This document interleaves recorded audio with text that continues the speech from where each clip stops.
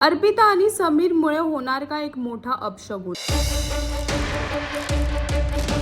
तू अनोळखी तरी सोबत या मालिकेमध्ये आषाढी एकादशीच्या निमित्ताने एक मोठा अपशगुन घडताना दिसत आहे। एक मोठी घंटी ढोलावरती पडून ढोल तुटून जातो आणि हे पाहताच राजसी हे पाहता लगेच म्हणते सगळ्यांसमोर ओरडताना की हे तुमच्यामुळेच घडलं आहे, कारण की तुम्ही दोघांनी तुमच्या सोयी अनुसार देवाला बसवायचा प्रयत्न केला आणि त्यामुळेच हे सगळं घडून येत आहे। त्यामुळे देवाचा आता कोप झाला आहे आणि देव तुमच्यावरती रागवला आहे। आणि हे ऐकताच नीलांबरीचं सुद्धा रिॲक्शन एकदम वेगळंच येताना दिसतंय। तिचं असं म्हणणं आहे की हे एक मोठं अपशगुन घडून आलं आहे, पण एवढंच नाही, ह्याच्यात एक चमत्कार सुद्धा होतो की ज्या ढोलावरती ती घंटी पडली असती त्या ढोलाच्या आतून एक मूर्ती बाहेर येते। झालं अर्पिता, झालं समाधान?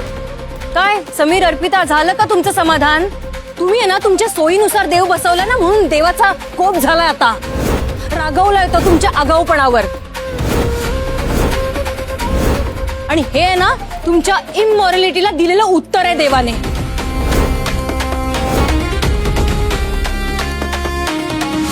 आणि ती मूर्ती दुसऱ्या कोणाची नाही तर विठ्ठल आणि रुक्माईची मूर्ती बाहेर येताना दिसते। जी मूर्ती सगळीकडे शोधत असतात तीच मूर्ती त्या ढोलाच्या आतमध्ये अर्पिता आणि समीरला मिळते। तर हा एक अपशगुन नाही तर देवाचा एक संदेश असं मानून आपण चालूया। आता बघायचे आहे की तू अनोळखी तरी सोबत या मालिकेमध्ये पुढे काय घडून येईल हे पाहण्यासाठी तुम्हाला मालिका पाहावी लागेल आणि अजून अशी लेटेस्ट अपडेट जाणून घेण्यासाठी टेलीचक्कर रिजनलला सबस्क्राईब करायला विसरू नका।